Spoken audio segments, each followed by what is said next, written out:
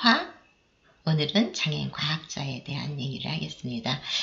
장애를 갖고 과학자가 돼서 인류 발전에 굉장히 큰 공헌을 했다는 거, 그거는 아무리 강조해도 지나치지 않는 큰 업적입니다. 자, 시작할까요? 응? 여기 좀 있어?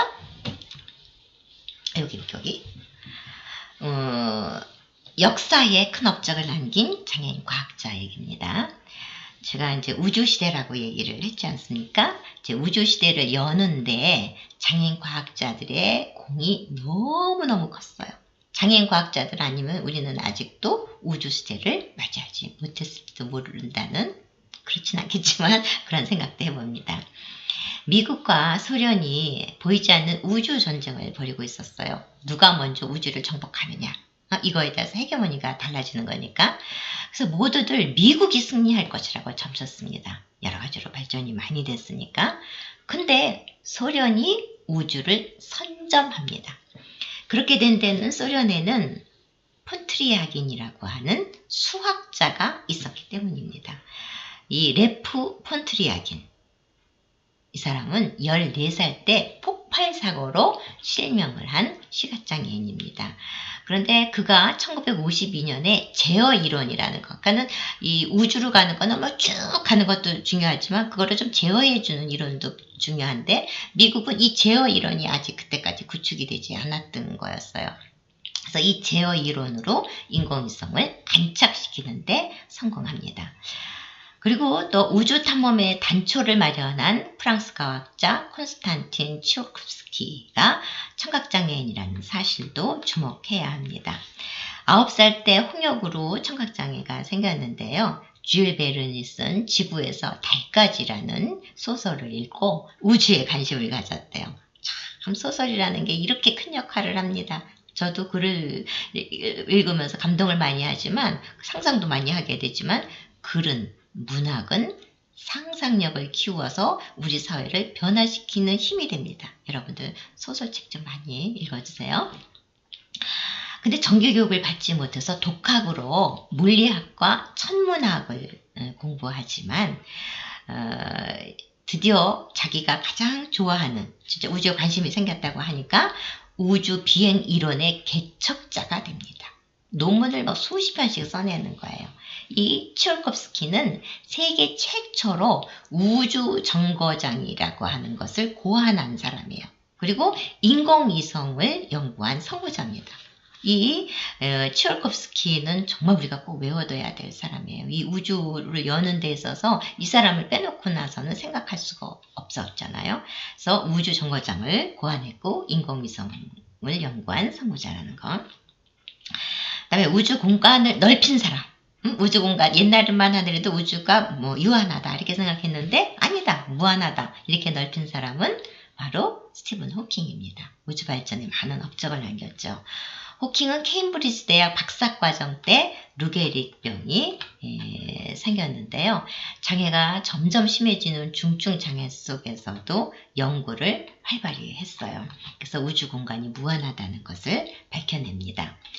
자, 그리고 이 사람은요, 삼각함수 공식을 비롯해서 수많은 수학 공식을 만들어낸 수학자예요. 스위스 사람인데, 레온 하르트 오일러. 이 오일러는 28살에 실명을 합니다. 이미 이제 공부는 다 한 상태고 연구를 하는 단계였었는데, 근데 실명을 했으니 어떻게 이거 공식을 이렇게 풀어내고 하지? 천만에요. 제3의 눈으로 원리를 보면서 현대 수학의 기반을 만든 수학자입니다. 그러니까 지금 우리가 사용하고 있는 수학의 원리는 거의가 다 이 오일러가 만들어냈다고 보시면 됩니다. 그리고 공중학자 그레그 후버도 시각장애인이었다고 해요. 17살에 시각장애가 생겼는데 꿀벌 연구에 매진을 합니다. 후원은 펜실베니아 주립대학 교수로 재직하면서 그 곤충 유전자를 찾아냈어요. 유전자를 찾아냈던 계기는 뭐였냐면요. 그러니까 모든 생명에는 그 생명 기간이 있잖아요. 수명이 있는데 수명을 결정하는 건 유전자라는 거예요. 그래서 이 곤충의 유전자에 대해서 신경을 안 쓰던 시절에 이 후보는 유전자를 찾아냈던 거죠. 그래서 그는 곤충이 내는 소리를 듣고 관찰을 했다고 합니다. 이 꿀벌 연구가 왜 중요하냐면요. 꿀벌이 인간 사회에 미치는 영향이 굉장히 컸거든요. 그래서 이 우주시대는 아니지만은 후보가 시각장애인이었다는 거 말씀드리고 싶습니다. 그리고 현재 구글에 재직 중인 인도의 컴퓨터 공학 박사죠. TV 라만도 우리가 좀 기억을 해야 될 텐데 이 사람은 14살 때 녹내장으로 실명을 합니다. 이 사람은 시각장애인의 웹 접근성을 위한 기술을 개발했는데요. 그것이 이용자에게 유익한 보편적 기술을 추구한다는 것이 구글의 목표이기 때문입니다. 자, 구글에서 나오는 제품들은 대체적으로 시각장애인들의 접근성이 높다고 해요.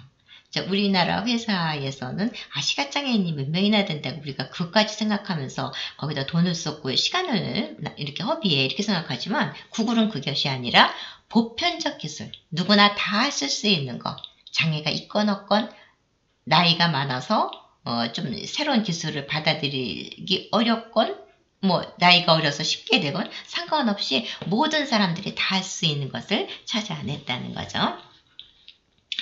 자, 이렇게 이용자에게 유익한 보편적 기술이라는 것은 앞으로도 계속 우리가 좀 밀고 나가야 될 일입니다. 세계적인 장애위인은요.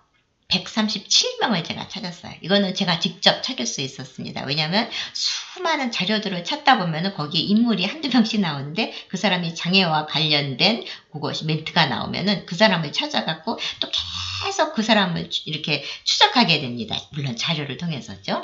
그러다 보니까 이 137명을 찾아서 2015년도에 그러니까는 한국 장애인사를 쓴 다음에죠. 세계 장애 인물사를 발간했습니다.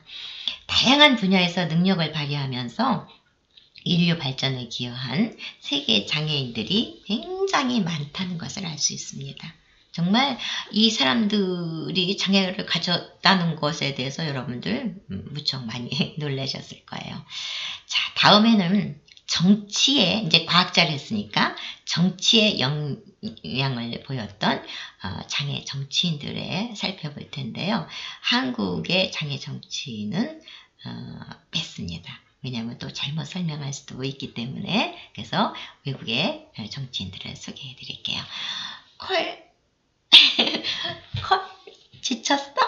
아니죠? 더 열심히 해야겠죠? 콜이 이제 눈을 번쩍 뜰 수 있는 날이 곧 올 수 있도록 여러분들의 많은 관심. 자, 이거 설명 안 해드렸는데요. 이게 망토는요, 배트맨이에요.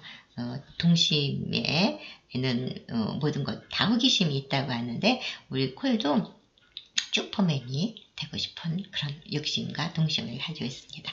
자, 다음 시간에 또 뵙겠습니다.